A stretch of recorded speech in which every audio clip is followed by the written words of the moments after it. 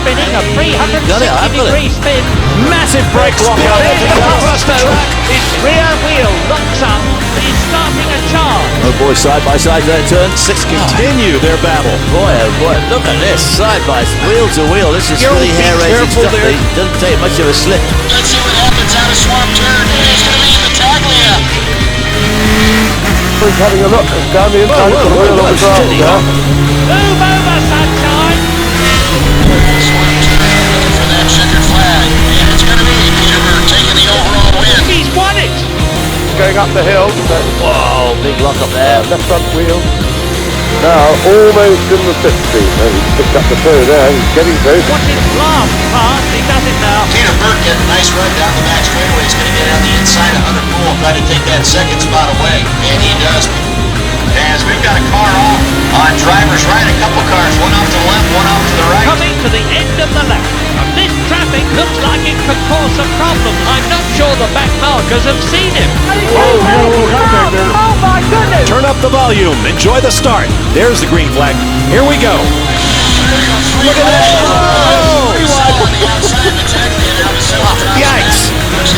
Look at defending to the outside. It's hard to make this work, but he's going to try. Well, watch Peter Burke in that Formula Enterprise Field car. has come set. Turn up the volume and get ready for the start. Outside of row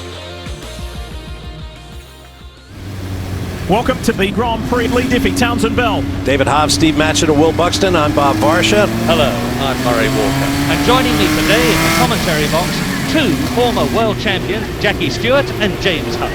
As the field rolls off, it's time for our starting grid for the Grand Prix. Pole sitter in the Formula Continental, car number 24, David Howe. Second position, the Formula Enterprises 2, car number 53, Doug Campbell. In third position, the Formula Enterprises car number 9, Peter Burke. In fourth position, the number 82 Formula Continental, Jim Roberts. And rounding out your top 5, the Club Formula Continental car number 3, Steve Myers. In the sixth position, in the Formula Continental car number 63, Jason Bach. In the seventh position, the Formula Continental car number 117, Cade Wilson. In eighth position, Formula Continental car number 50, Hayden Mead.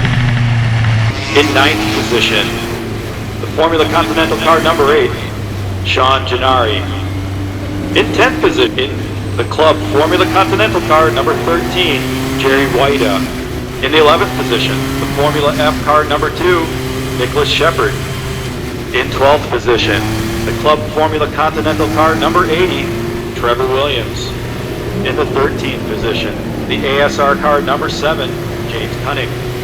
In the 14th position, the Formula F car number 62, Robert Gross. In the 15th position, the Formula 500 car number 83, Zach Battaglia.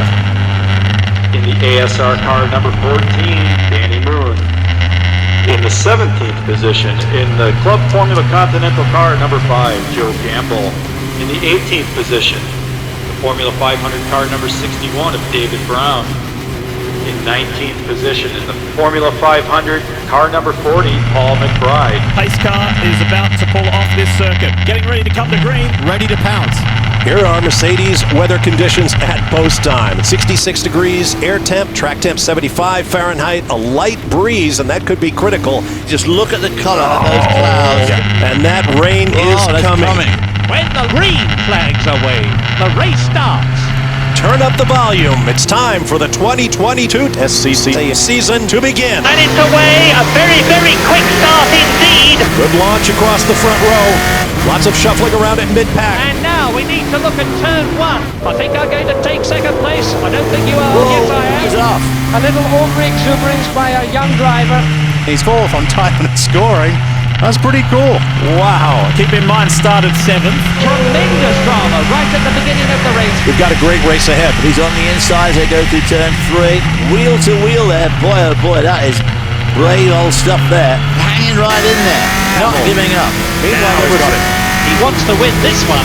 But first of all, of course, he's got to get past. Have to be patient. Be calm. Yeah, be calm, but don't let anybody pass. Right. And catch the guy ahead of you. He just bobbed down a little bit there. And of course, this track, all these turns, the S's, these corners here, they're absolutely tailor-made for the wonderful chassis. Great aero drag coefficient and ratio of drag to downforce. Very good mechanical grip. Just a fantastic car, and this is a track that really brings the best out of it. So they're all on a very steep learning curve. They put the tyres on in the start of the season and then have to try and understand how to get them to work with the chassis. Terrific scrap for fourth now. My goodness, he must have heard me. Let's watch this and see what happens. A move almost certainly coming on the back straight away. And he's all over the gearbox. Look at this. Comes out of a slipstream. Here comes the heavy braking area that allows some passing. Brakes. A bit of demon late braking, and he does it later. This is that battle now for 4th, 5th and 6th. As they burst out of the end of lap 1, over the line and down towards us now. Lap 2. And another yellow flag at this corner here. That could be the incident. Yellow flags are being waved. Turn 1 incident under investigation. That it is. Yeah. Getting back to that incident, the stewards have enormous resources at their disposal to make these adjudications. They'll be rolling the video back and forth, listening to the team radio transmissions with the drivers. What does it mean that they're going to investigate after the race? Well, if there is going to be a penalty, it will come at the next round. First flying lap, 1.2 seconds behind the leader. The leading group not spreading out too far. It is shaping up to be an absolutely stellar battle up the top. Other good battles on the track right now. And I don't know who that is, can't identify. Wilson. I have seen him. Following through the S-bend, you've got a pretty clear idea just how nimble the cars are and how, in fact, more manoeuvrable than the big, slightly heavier cars are. So the turbulence certainly a problem. Good on the straight because the hole in the air helps pull along, but when we get to the corners, he's got big problems. He's close, so he can't see very well. Dive through on the inside. A lot of moves potentially on right here. This has been good to watch. Let's watch this and see what happens. Maybe you're going to see another pass right now coming up in there. You see him going. Can he do it? He's in a strong position, but he's been passed systematically. He's got clean air and got fully passed. This is the end of lap 2, into lap 3. So yellow graphic at the top indicates a local yellow. He may have remembered the previous incident going into that very corner. There's some traffic ahead, but I don't think it'll affect this flying lap. Pole sitter here. To be lap, goodness me. And James, nobody knows better than you do. What do you think of this car? Well, I think the car's obviously a great improvement on their own, on the previous car that they've just superseded. It's going a steady race. There's nothing, no great fireworks from it, but it's obviously a big improvement on their form generally in the season. And I think driving a very steady race, despite the opening lap. Look out, ahead. He's turning the traffic to his advantage. No, I'm already committed. I'm coming through. You see it now. He's just made that pass very strongly. If he holds the tight line in, he's okay. Made a little bit of ground there by being able to pass them on the straight, which was fortuitous. That's just the way it worked out. The others had to scratch their way round. How tight are the quarters in SCCA Formula Racing? Look at the knuckles of his hand. They had to do a cutout in the bolster around the driver's cockpit to allow his hands to move through. Yeah, right around here they are very, very tight and confined space they work in. It is tight in this compartment. He, in fact, will have to work hard here. He could lose up to 3 kilos in weight, all because of the physical effort and all that he has to do in his office. They come around to complete lap 3. This is lap 4. There's our Mobile One leaderboard. This is, by the way, another battle that's taking place right now. But this battle on track is absolutely hotting up. It's just getting hotter and hotter. Incredible action all over the gearbox, but you've got to be so careful. There's hardly anywhere to go, by which I mean there's so much clag and rubber build-up offline. Already has increased the gap very slightly, and it's 6.1 seconds. Working away in the cockpit, tremendous concentration. The light controls on the steering of the stage. They had to build a special car for him because his feet are so big, but they had to make a special front bulkhead to accommodate him. There, anyway, is the race leader. It's just in the distance. There he is there. Boy, that's what you call opposite lock. That is massive opposite lock. Again, I suspect he'll take his time about sizing up the situation because he can still see them at the front of the race. He's not worried as yet about them building too much of a lead, but it's time to start getting down to work. You may remember yesterday in free practice 2 during the show, him complaining of smoke in the cockpit, and that problem persisted today in free practice. We're complaining of the smoke in the cockpit, and the team response was, well, we can't see anything. We can't see anything from here. I don't think smoke shows up on the telemetry screens very well, does it? The end of lap 4. But look at the pace of the action up the front. Again, having done fastest lap, as you could see. And race will raise their game once they know that he is coming that quickly. I think he's paced himself perfectly. But I'm surprised he has managed to maintain that pace. The race leader, generally acknowledged to be the most powerful car on the circuit. I'll tell you what, this car is very quick through the turns as well. Certainly through this twisty bit, he can pretty much hold on to anybody, the quickest Williams is. But of course, once we get to the main straight, it's waving bye-bye. This must be a terribly frustrating situation. No doubt. And be sure to check with your cable or satellite provider for Speed 2. There's live AMA Pro motorcycle racing from Miller Motorsports Park in Tooele, Utah today and tomorrow, plus highlights of the World Rally Championship event going on this weekend. And while you're on the internet, check out safeasfast.com, website from the nonprofit Road Racing Drivers Club to provide aspiring young drivers with career tools. SAFE is an acronym for Skilled, Assured, Fit, and Empowered. There are professional drivers ready to answer your question all the time at safeasfast.com. Other good battles on the track right now. A terrific scrap for fourth now. Are absolutely together on this lap as they stream around. I think lost concentration a bit, led him through.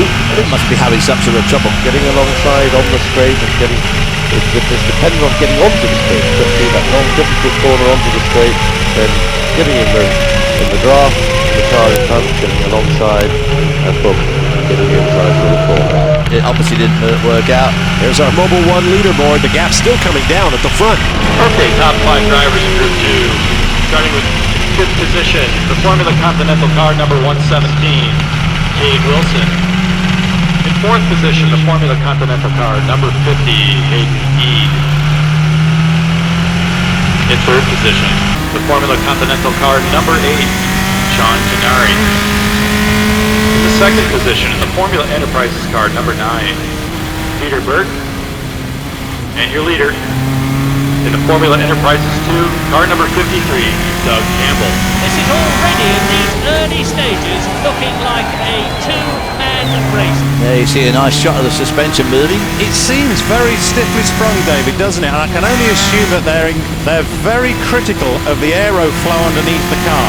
The engineers try to set the cars as stiff as possible within reason to try and keep the attitude of the car very, very level, controlled to the attitude of the track, which improves the aerodynamic performance underneath the car. Look at these two here. And because of the difference between the cars, Pedal to the metal, flat out. That's powerful acceleration there. something was after the race leaders got Brakes, a bit of demon late braking, and he does it later. The question here is, who are these two front runners? Who's going to run out of tyres first? I think that's exactly right. Working lap number 7 of 30 minutes scheduled. There's some traffic ahead, but I don't think it'll affect this flying lap. Oh, whoa, wheeled it. Wow! He almost hit the back. And had to back out of it a little bit, didn't he? Yeah. He lost about a car length there, just nudging into the marbles.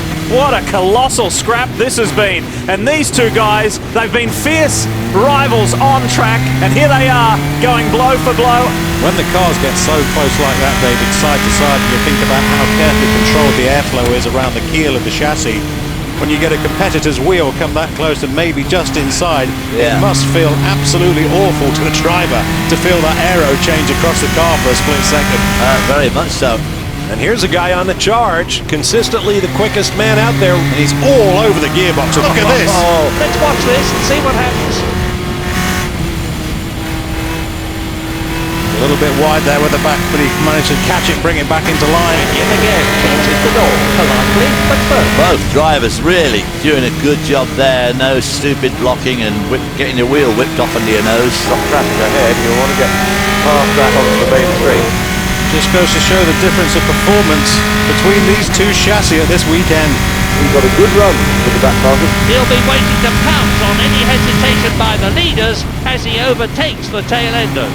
Absolutely pounding round, trying to get on the tail of race leader. Well, a dramatic opening 7 laps. We're now serving lap 8. Driving one of the races of the year.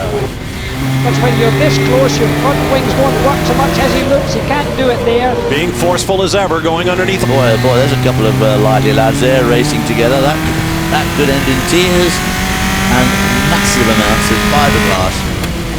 Attack! Attack! Attack! Now let's listen to him. He's shifts the gears very automatically. Well, let's try and listen to that engine.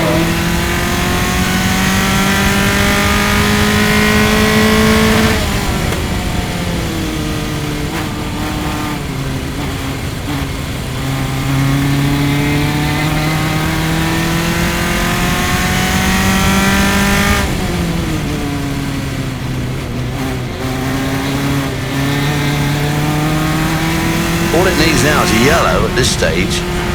Somebody to drop some oil or a bit of debris down around or a car go off.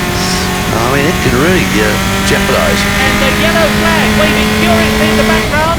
Does that mean someone's gone off out of picture? So that yellow flag, is that going to be a safety car?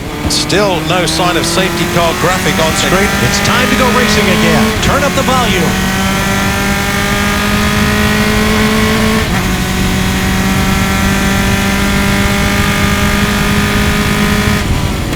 Glorious noises, hearing proper racing engines again. A little bit of slide there. You can see the correction I had to make. He was surprised.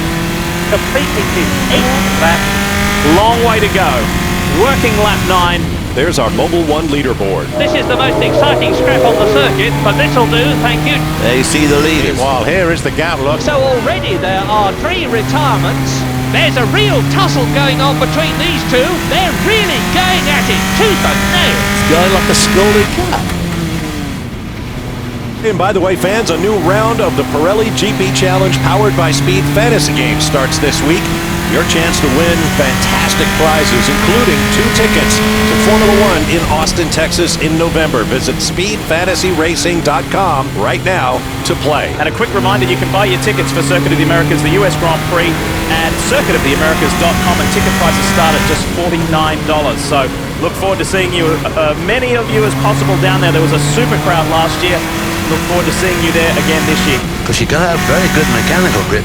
On those long corners, you want to start getting the power down early on, and they're difficult to do that without making the front end push. So the yellow graphic at the top indicates a local yellow. As the car's off, that's the reason for the local yellow flag. He's just not close enough. He's further back than the last lap, so less than a little to go or something. There's no way he's going to have a go at him down in turn 1. Catches up on the braking. Has methodically clawed down the gap between himself and the first place man. Yeah, and the pace is relentless. We're now serving lap 10. And it is now 29 minutes past the hour. 29 minutes past 2 in Monaco.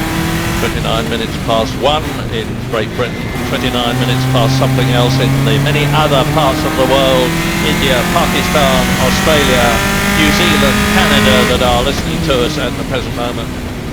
Oh, slides sideways, but catches it. Wow, probably thinks he's rally driving. Up now to turn 5. Into that tremendous wiggle woggle where it's very difficult to get the flow and the rhythm right as they go through a series of bends. Bit of a lock up there. Quickly down to the pit lane and Will Buxton. Really interesting to see that on board and see how much he was soaring away at that wheel. And it's what we were saying before this race started. You run offline, all of that flag, and you just slip and slide and you can't get the power down. It's a fascinating battle shaping up, and of course what's key right now is tyre degradation, looking up these tyres, figuring out how long they're going to last. The key point, the key figure you're looking for is 105 degrees. When the tyres hit 105, that is terminal degradation. You're not getting them back from that point. They will degrade and they will hit that cliff. There is nothing you can do about it. When you hit 105, you've got to keep it under that and you'll keep some life in your tyres. Edging ever so close to the halfway mark. Dives down the inside. Put his nose in there where it should not go. And unveiling a new nose cone complete with wings fitted to his car since the beginning of this Grand Prix season. So at the moment, he certainly does not want to wing damage. And they're going to get the white flagged. I think there's some kind of incident entering the penultimate corner. I can see yellow flags. Well, the white flag is really a warning. There you see the emergency vehicle there, just in case something happens to them. And I'll hand you back now to Murray Walker. And his car had to be retrieved, and therefore the white flag means careful behaviour. Ready to go racing. This is lap 11, which, unless I'm very much mistaken, is half the distance. And yes, I am very much mistaken. We are not quite at the halfway point of the race. Well, we are now, actually. As I've said many times before, these two will actually be slowing each other up compared with how fast they could go were they by themselves. David, put down that phone. No tweeting when we're up. I was absolutely just going to mention that. Wouldn't it be funny if the pit crew thumbed the radio and heard, "Hi, I'm busy right now, leave a message." Now you can join the conversation with other Formula One fans in the F1 Social Garage. It's at speed.com. Don't forget to follow us on Facebook and Twitter. We're all out there tweeting. We may even answer your question during Formula One Debrief. I mentioned during our Mercedes-Benz pre-race show that supposedly we are trending number 3 in the country. Hashtag SpeedF1. We want to be number 1. So David Hobbs is tweeting his little thumbs off. Do as well. Watch the gap close. He really is having As to fast brake as you like. very heavily there. Lap 11, and there is the race leader. And look at the gap. If he can close those few feet, he will be in a position to take the lead. He's hot on the tail. He comes through on lap 12, but look at these two, they're out on their own. Now, of course, this on warm tyres. Look at those black lines around that rear tyre. Also, his starting to look a bit ragged. Yeah, both of those guys, I'm sure, just having no rear end grip. Exactly the same problems they were reporting in the closing stages of the opening round. Yeah, tyre wear's been a massive issue today. We learned, of course, on Friday pretty much how to look after the tyres, but the rear tyres are heating up much faster than the front tyres, and that's a difficulty for these guys. That's why the rears are going off quicker, but it's the rears that are heating up much faster than the fronts, and that's the issue for these guys right now. Ross will be thinking about his aerodynamics. The air behind his car gets spoiled, so therefore, as far as he's concerned, he's got no air problems. But it's right here where you need to rely on the skill of the driver. Because they've got quite a few corners in this middle sector, as you can see here. You don't need a lot of aero here, but obviously that entry corner you can do with a bit. Well, this is such a crucial corner that lead you onto this straight. I mean, every RPM you've got as you come onto that straight, you're going to maintain. So it's important to get that last corner dead right. And that is a rocket ship down the straightaway. To pull away even further. Now you can see all that stuff, that peeled off rubber, that where they were using the soft tyres. There's a lot of rolled up rubber now going offline, so overtaking becomes more and more perilous as the race continues, because you can't pull offline, otherwise you're in all that rolled up rubber and clag, and it gets very slippery out there. And he is now on his 13th lap. So the Iceman absolutely is cometh. It's probably holding him up. I think if he could get by him, I think he would drive away. He's trying hard too.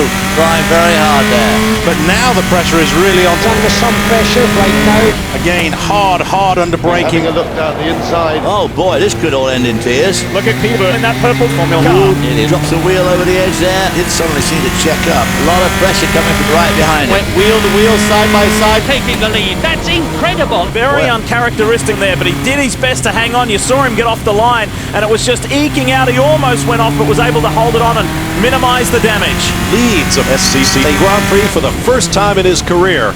And I would suspect that he'll be able to pull away a little bit, because you can set that pace behind somebody. It means you've got something in hand when you're following, and I would expect to start opening a bit of a gap. Under yellow through this zone here. Yeah, cannot pass here. They're under waved yellow flags, no overtaking. And you can see as he stalled it, is this a retirement? Indeed it is. Oh, retires on lap 13. He misshifted. He had a gear selection problem. He missed his gears completely. Must have been caught between gears or something. Had to check up. That'll be a problem for him. Gather himself up. and try and mount another attack. I was about to say it's easy to get swept up in the moment, but let's give some credit and not forget about the two drivers. That's an outstanding effort so far. Here's a look at our leaderboard in lap 14 SCCA Grand Prix. After roughly 20 minutes of racing, here are your leaders. In Group 3, in 5th position in the Formula Continental number 82, Jim Roberts. In 4th position in the Formula Continental number 117, Keith Wilson. In 3rd position in the Formula Continental number 50, Casey G. In 2nd position in the Formula Enterprises car number 9, Peter Berg. And your leader in the Formula Enterprises 2, car number 53, Doug Campbell. Now we're riding past the grandstands into the S's. And here's Racy looking for a move. Moves over here to try and block him going down the inside and decides to do it the hard way, go around the outside. So at the moment it doesn't look like it's working. You can see how demanding it is now. Into the long sweeping left-hander. And that's the 3rd gear. Another apex of comes with very tight right-hander, and it's very important to get this last quarter right, because that's where you pick up so much speed going down that long straight. Boy, it puts the power down there. Quickly. Yeah. Power dart down, and you look at the steering wheel, it's like a Sunday afternoon drive, isn't it, in the countryside? It's one of the smoothest drivers. Let's just watch him. He hardly ever touches a curve. He hardly ever uses more than the black tar rather than getting onto the white curves on the exits and corners. He hasn't given up, he's still charging. That was a very quick lap he just put in. He is also pushing to push his car for mechanical failure or even to run out of petrol. And this may look pretty static to you, this battle, and it is static, to be absolutely pedantic about it. A long way to go. It is one thing being in front after this distance. It is quite another to stay in front. 6 laps to go, including the one he is on. And look at that huge gaggle of traffic ahead. Tremendous train of cars. This is the midfield battle. Well up now amongst the tail enders. Solid wall of cars ahead of him. Oh boy, it sure is too. Things are getting very exciting again. He's turning the traffic to his advantage. Steve going for it, and he's done it! He's done it! He has it! My goodness, he has! Wow, that was very taut indeed! Another yellow flag at this corner here. That could be the incident, but yellow flags are being waved. Going off back onto the track left. Yeah, these gravel traps don't seem to be stopping anybody at all here. There isn't one here, Mary. Interesting challenge. And look at this. Look how wide they are, 3 and 4 wide. This is a very wide racetrack, and they're using every inch of it. No, NASCAR lovers like to see cars side by side and pass and repass, which of course on high banking is relatively easy to do, but it's not so easy here. These guys fighting for every inch of track. This is going to be a very exciting close to this Grand Prix. We're now serving lap 16. Big moment for those guys, and they were, I won't say shocked, but they were pleasantly surprised at just the exciting nature of this track. He's taking a look, he's showing that he wants to pass, getting closer and closer all the time. Now we're going to see fireworks. What a boring sport Formula 1 is. Protected the inside, quite rightly. Great sporting rivalry, and look at this. Pressure's on. Oh, wow. But he's lost time, you see, by that attempt to pass. He's dropped back a little bit. Still on the original tires which he started this race, is leading here.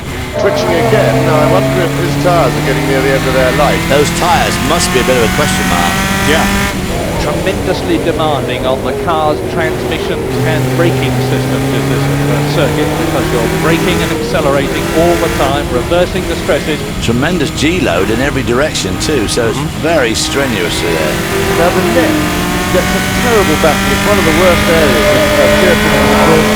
When I first started Grand Prix racing, I had terrible trouble with my neck, but within 4 months of driving Formula 1 cars, it developed so much more muscle to cope with that. I throw both my shorts away and get a new one because my neck has grown an inch. A great battle continues. Obviously these two guys are in a class of their own. He's braking hard. Can he control it under braking? If he can control it here, closes that gap down now. He's absolutely flying up, and it is going to be so close in these closing few Well, laps. as we work lap 17 of this 20 lapper. 4 laps to go, including the one he is on. Has been truly amazing. I mean, they raced hard, qualified well, and really made very, very, very few mistakes. And I'm sure that is what he's trying to do, is push, pressure the car, pressure into a mistake.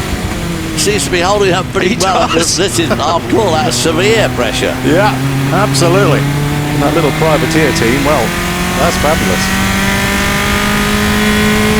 That light that keeps clicking on and off just over his steering wheel indicates when the red limiter is coming in and it's time for him to change gear. Got traffic ahead, you'll want to get past that before he gets onto the main straight. Continue their battle. Boy, oh boy, look at this, side by wheel to wheel. This is really hair-raising stuff. It doesn't take much of a slip to get those wheels entwined. An absolutely masterly bit of driving. And takes it! That's proper wheel-to-wheel races. It can be done. Good point, David. And he just needs to concentrate and keep his concentration up, because it's not one to across the line. Enormously experienced, of course, with pressure, but not always from behind. I take my hat off because this is indeed pressure. But there is the man who has taken this race by the scruff of the neck and held it. Who the heck would have thought that when the race started? Well, as long as we're all whining, I'm the guy who said a victory wasn't likely for Formula Enterprises today. So there. Who is now on his way with a clear circuit in front of him. Lap 18. There's our Mobil 1 leaderboard. Here comes our race leader. This is absolutely incredible, a remarkable story. I must be absolutely loving this after all their problems over the winter with this car and the problems with having to change to a new front wing with that going on in the background. But here they are. Well, you know, for whatever reason, and mainly it is a race, but nevertheless is leading this Grand Prix. Well, we just said he wasn't going to give up, and he certainly didn't give up. Absolutely dogged determination to get past. I hesitate to use my phrase, nothing can stop him now, because any something just might, but it seems very unlikely. He's in a beautiful rhythm, he's driving well within himself. If anything was going to have gone wrong with the car, it would surely have gone wrong by now. Yes, all looks well. I think we can just about coast guard now. Let's hope that got the fuel there. And really, it's been a wonderful drive. He's seemingly well on his way now to his Grand Prix victory. Now leading this lot behind by 25 seconds. He must be feeling in tremendous form.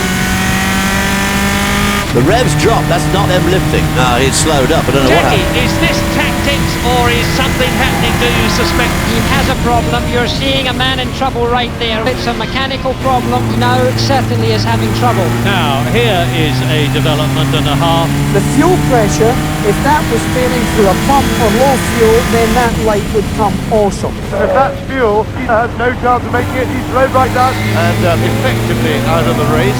Although I'm sure he'll continue to circulate. So I really take my hat off to the young man. I'm sad for him. He's absolutely furious, there's no question of that. Final laps of the race unfolding. Let's get a final thought from Will Buxton. Guys, this is one of the most unbelievable races I've seen in a long time. But have they just dropped the ball in terms of strategy? As we watch this race unfold on track, imagine what could have been. But you can say about the last few years, one thing does seem for sure. We do have a battle on our hands. This season's going to be just awesome. I can feel it in my bones. Thanks, Will. Yet another story on a table full of them.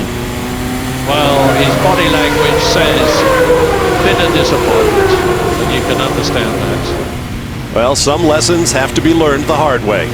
Things have not aligned right for them here so far. Well, I think there's going to be harsh words spoken at the headquarters after this race. Oh boy, I'd love to be a bug on the wall in the debrief room in the motorhome tonight. Trying to gather up 1 gallon of fuel. Other good battles on the track right now. And this guy has been plagued by problems this weekend with short shift problems earlier. Up into 5th place. Trying to make his way forward. He was up as high as 3rd. He started at 7th. That tells you how good work he has been doing. He's going to be a very, very tired man at the end of the race. Who had problems getting the setup of his car right in the warm-up, seems to have worked the oracle. But come the race, the car is extremely well balanced and set up. It's operating beautifully. That car, it's not enough power, it's beautifully balanced. It's on cars which are ideal for racing conditions, of course, and leaders are getting better. Absolutely it is. I keep looking at timing and scoring, trying to figure out tyre strategies. I think some of these guys have just thrown that out of the window. He's lapping a lot faster at the present moment. A great race. What a great race weekend this has been. We've had this lean race this weekend. It was good side-by-side driving. Now we begin the final lap. These guys catching up to second place. All in the fray behind us is going to be a wild final lap. Kind of defenseless at this point, it appears. He's a sitting duck. He's a sitting duck. But the man who must be hopelessly disappointed is the man who's sitting in the car right now. So there's nothing he can do about that. Worrying about it won't help him, so I'm sure he'll just be concentrating on now making a good clean run to the end. Backed off a little bit in terms of pace there. They had a problem with their fuel, judged to be not quite correct. There might well be a change very shortly. In this battle for second position, clawed down the gap between himself and the second place. He's trying to hold on. These guys behind him, who's on a tremendous charge. Holding on well. So he is the fastest car out there, but having a bit of a struggle to get past. Look at this little group here as we go on board and let's take a ride.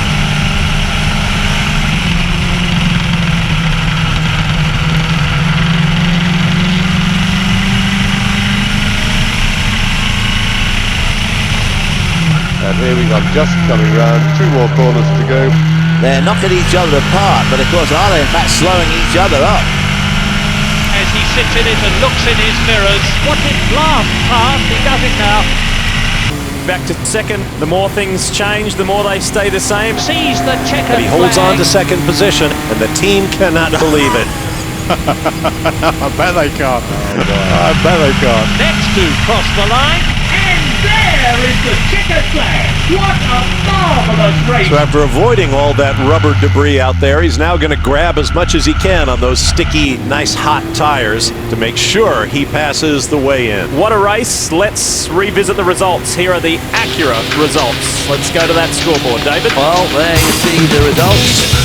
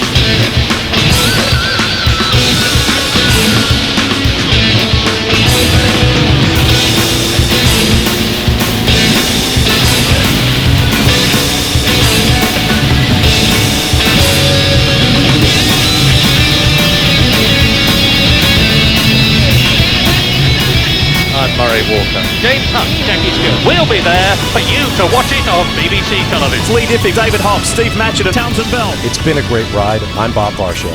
So long, everyone. Stopping global warming has finally gotten cool. Street style meets environmental concern with this seriously bad, morally good, fully customizable luxury VIP style hybrid sedan, the Karen Dilettante. Expensive, but the Earth is worth it. Low emissions plus hot style equals the ride of the streets. For only $39,999. The Karen Dilettante. Bad plus good equals better for everyone. Why do trees talk? Why are there dinosaurs? Why do people die meaningless deaths? Is there other life in the universe? Why do I have to be monogamous? Do you want answers? Have you searched literature and philosophy for meaning? For years, man has combed the pages of history, searching for enlightenment. Finally, the answers are here. We at the Epsilon program know religion is a deeply personal experience. Join us, and you will be brought to light. Kiflam. I'm the Honorable Chris Formage. All you have to do is read and understand the Epsilon Tract, and the secrets of the universe will be open to you. The Epsilon program. This time, God, it's personal. Meet John Hunter. As a state senator, he voted to close down all schools in Liberty City and give the money saved directly to drug addicts. John Hunter wants to be your governor, but he hates our troops so much, he wants them to cut and run and come home cowards. John Hunter has lost an erection more than once and disappointed his wife much in the same way he'll disappoint you. And he definitely has hair plugs and lifts. Call John Hunter. Tell him that comb-over's not fooling anyone, you short-assed bald bastard. It's just like your policies. Thin on top and short of ideas. Paid for by Michael Graves for governor. Brought to you by Crapia, budget lifestyle solutions made from particle board. Rimmer sunglasses, sight for sore eyes. Al Dente's, all the Mamma Mia you can eat. Trackify Wireless, keep tabs on the ones you love. Big Log Cereal, who doesn't love big logs in the morning? Wife Beater Gin, the way to relax when you want her to shut the fuck up and let you watch TV. Bean Machine Coffee. Chihuahua Hot Dogs, try beating our meat. Promotional consideration and advertising breaks brought to you by Adios Air. Say your goodbyes. Lax to the max. Get flowing again. Alpha Male, the postal evolution. The Alco Patch. It's the same refreshing feeling of your favorite drink, but delivered transdermally and discreetly. Fanny Crab's Bar and Grill. You'll love the taste of our Fanny Crabs. Support for the sponsor listing portion of the show brought to you by 24/7 Convenience Stores. Where else you gonna buy a 6-pack condoms and cigarettes when you're high at 3 in the morning? Burger Shot, kill your hunger. It's bleedin' tasty. Noci, because Italians are known for their watches. Rusty Brown's Ring Donuts. Max Renda Cosmetics, and Wigwam Burger. No need for reservations. Closed captioning for the hearing impaired brought to you by Pirate Music Stores, who invite you to hear the future of music, and Tinkle Wireless. Tinkle everywhere. Tinkle in your ear. And Eugenics Incorporated. Call Eugenics Incorporated, where morality is none of our business.